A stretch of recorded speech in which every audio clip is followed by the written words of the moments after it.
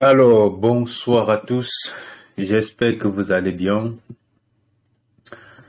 Euh, Bienvenue dans notre live Telegram de ce 2 avril. Euh, Avec le décalage horaire, la semaine passée, j'ai pas pu faire de live. Et aujourd'hui, je pense qu'il doit être euh, soit 1 heure de moins ou 2 heures de moins en fonction du pays où vous m'écoutez. Donc là, j'espère que vous m'écoutez très bien, hein. Donc bonsoir à tous. Alors, j'ai même pas pris la peine de programmer afin de préciser l'intitulé du live de ce soir. Mais sinon, ce soir, on va parler des inscriptions tardives. C'était en fait ça le sujet de la semaine. On va parler des inscriptions tardives. Est-ce que ça vaut la peine de faire des inscriptions tardives ou alors parfois il faut laisser tomber? Pourquoi est-ce que je parle des inscriptions tardives? Parce que ou alors des inscriptions de dernière minute. Tout simplement parce que les universités dans la partie francophone en Belgique ou alors de la Fédération Wallonie en Belgique ont clôturé les inscriptions depuis le 31 mars. Donc, du coup, il y en a qui me posaient la question de savoir est-ce que c'est intéressant de postuler le dernier jour euh, des ouvertures, des inscriptions ou alors il faut laisser tomber, etc. Donc, euh, dans cette émission aujourd'hui, je vais essayer de vous parler de ces inscriptions tardives-là. Et ensuite, dans la deuxième partie, je dois parler de la prise en charge. Je dois faire un petit point sur la prise en charge. Mais sinon, la semaine prochaine, on va parler des avantages de la prise en charge et ses inconvénients et pourquoi est-ce qu'il est intéressant de passer, d'opter pour la caution en Belgique, la caution bancaire au lieu de la prise en charge. Alors, pour ce soir, comme je disais, les inscriptions des dernières minutes, est-ce que c'est intéressant? Est-ce que ça vaut le coup? Donc déjà, il faut savoir que les inscriptions en Belgique ont été, les dates ont été rapprochées. Donc, les inscriptions commencent plus tôt et se terminent également plus tôt. Donc, avant, les inscriptions commençaient au mois de mi-février, d'autres en fin février. Mais maintenant, les inscriptions commencent en janvier pour certaines universités ou plus tard début février pour la plupart. Alors, les inscriptions de dernière minute, c'est lorsque la date de clôture des inscriptions approche et que beaucoup de gens décident de candidater.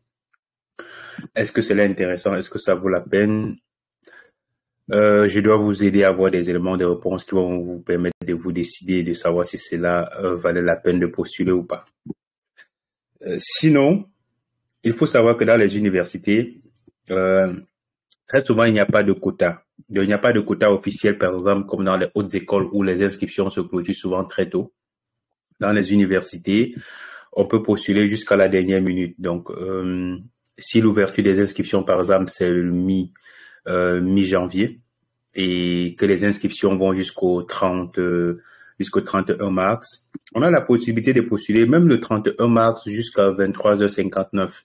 Donc, c'est pas comme dans les hautes écoles où les inscriptions se clôturent peut-être 30 minutes ou 15 minutes après l'ouverture des inscriptions. Non, c'est pas le cas.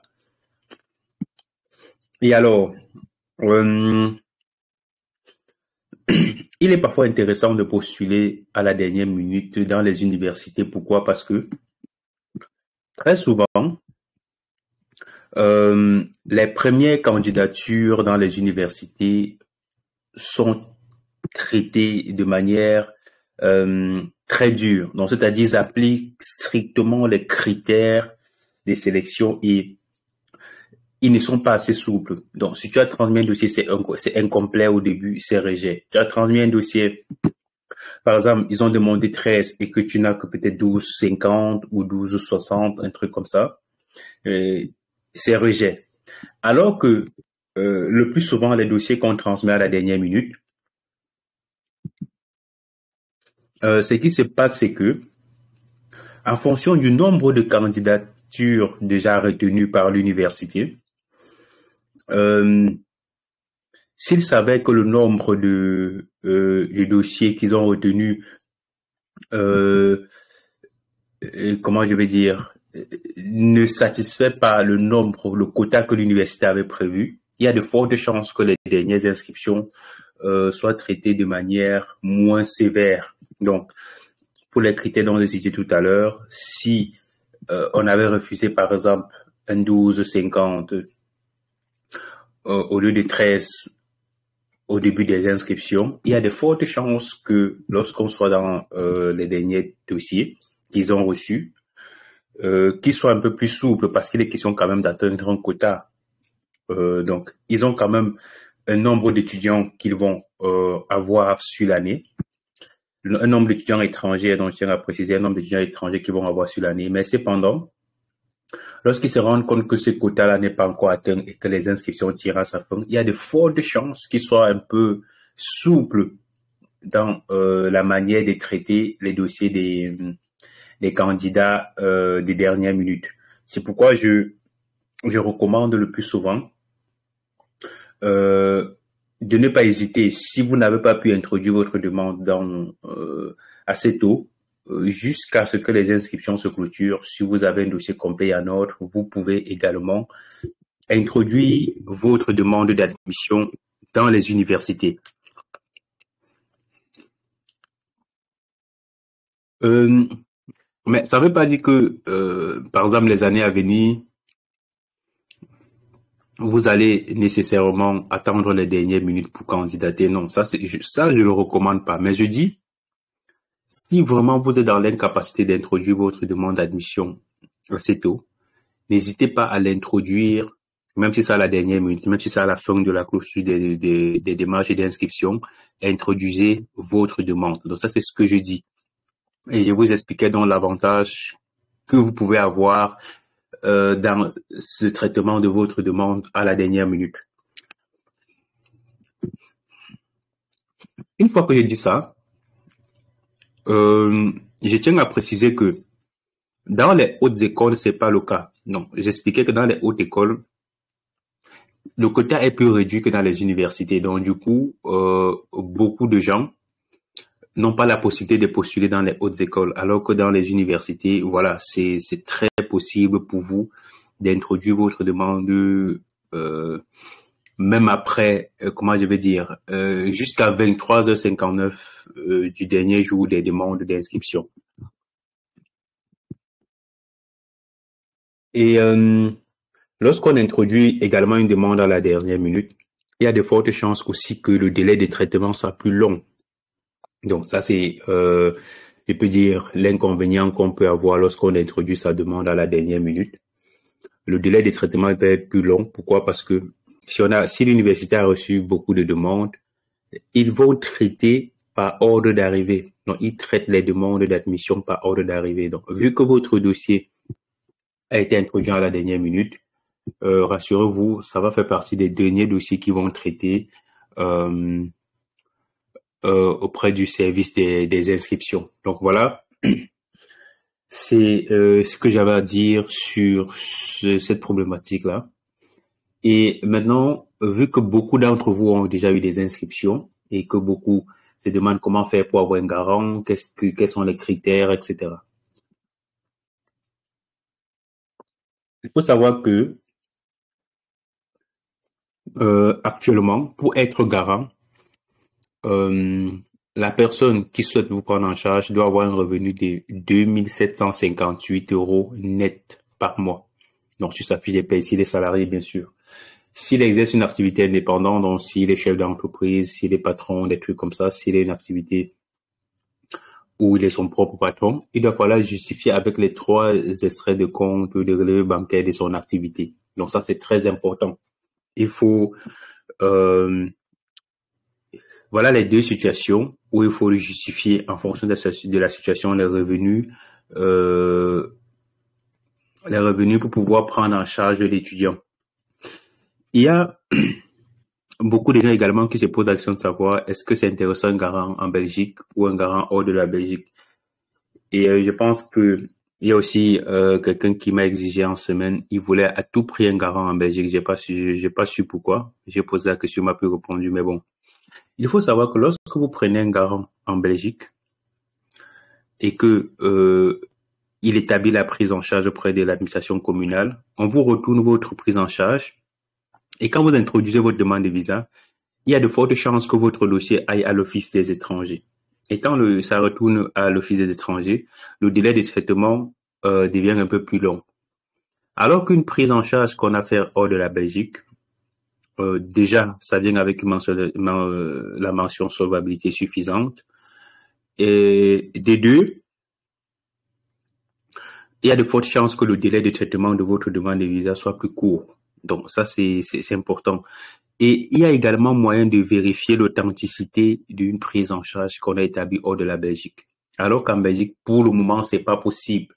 Il n'y a pas moyen de vérifier l'authenticité de la prise en charge parce que le document de prise en charge fait en Belgique est fait auprès de la commune qui remet le document au garant et le garant vous transmet ça dans votre pays pour que vous puissiez introduire votre demande de visa. Donc, il n'y a pas moyen de vérifier l'authenticité du document, sauf si la prise en charge est établie hors de la Belgique. Donc, voilà quelques éléments dont j'avais à partager avec vous ce soir sur la prise en charge. Mais la semaine prochaine, je vais parler en profondeur de la prise en charge et je vais vous expliquer pourquoi il est intéressant, il est important d'opter pour la caution bancaire auprès des universités que d'opter pour la prise en charge. Ça sera la thématique de la semaine prochaine et je vais prendre la peine de vous expliquer de bout en bout quel est l'intérêt d'opter pour la caution bancaire que de choisir la prise en charge pour sa demande de visa. Alors, donc voilà, je pense avoir développé tout ce qu'il y avait à dire ce soir. Donc, comme d'habitude, si vous avez des questions, n'hésitez pas. Félicitations déjà à tous ceux qui ont obtenu les inscriptions en semaine. Et il y a beaucoup de gens qui m'ont fait des messages pour me dire vraiment qu'ils avaient obtenu une inscription. J'espère que c'est le cas pour beaucoup d'entre vous. Donc, n'hésitez pas, si vous avez des questions, à demander la parole et ensuite, je me ferai le plaisir de vous répondre. Alors, il y a Marie qui demande la parole. Allô? Allô, bonsoir. Bonsoir Marie, comment tu vas? Je vais bien. Et vous, vous allez bien?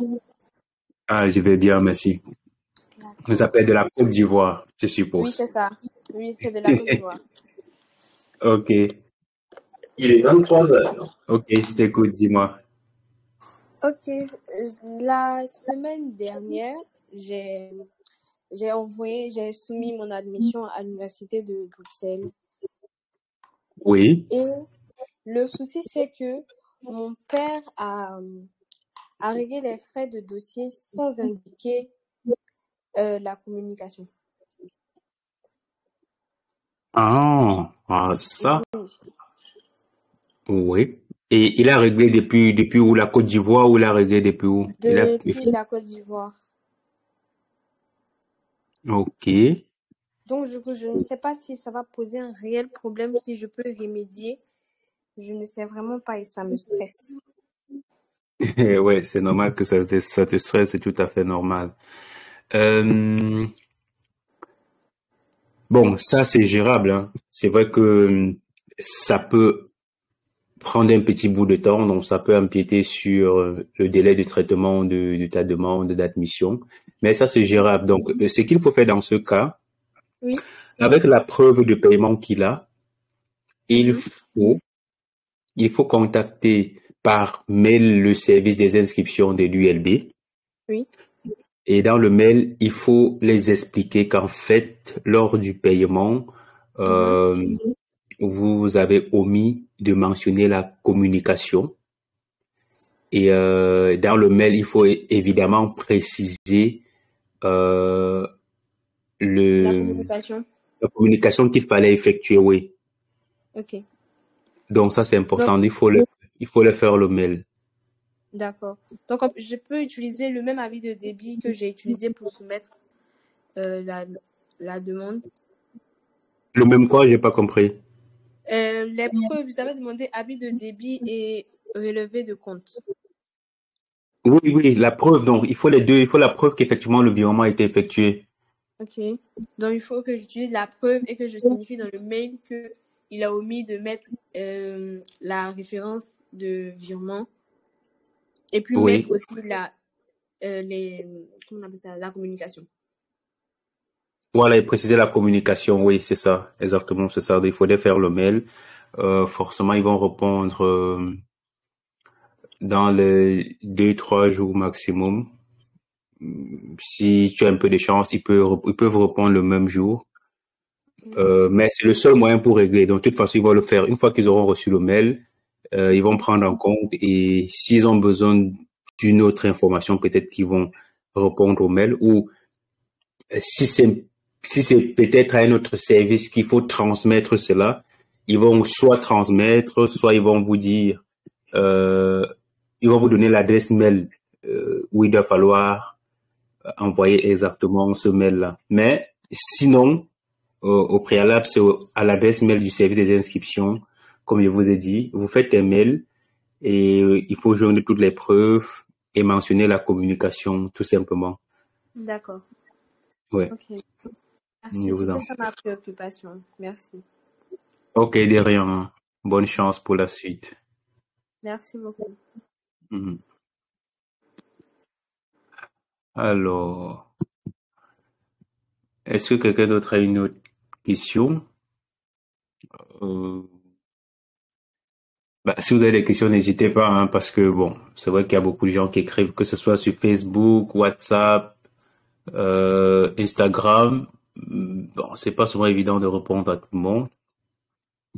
Et c'est pourquoi je recommande le plus souvent de participer à cette émission aussi, pour pouvoir poser des questions, parce que voilà, je me mets à la disposition de tout le monde pour apporter des éléments de réponse à vos préoccupations. Et tous ceux qui sont en attente d'une réponse à leur demande, soyez patients, hein. Donc, je pense que ce mois d'avril, beaucoup d'entre vous auront des réponses à leur demande.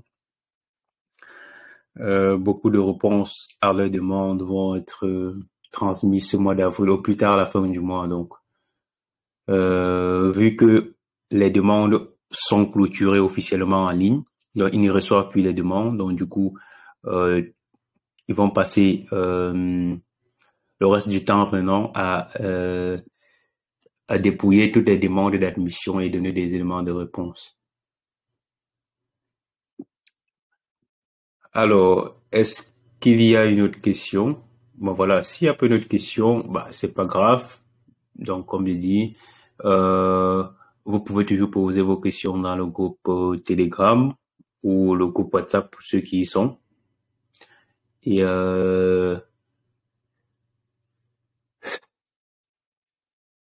s'il n'y a pas d'autres questions, on va tout simplement se dire à dimanche prochain pour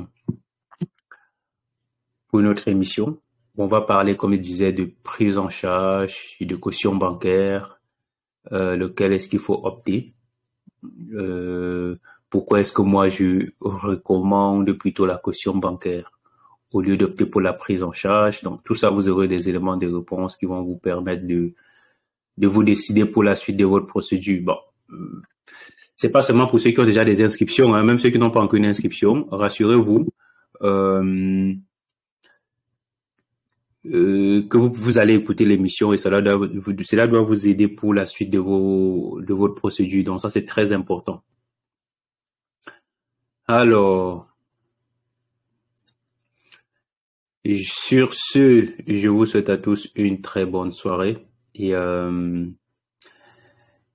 très bon début de semaine et à dimanche prochain.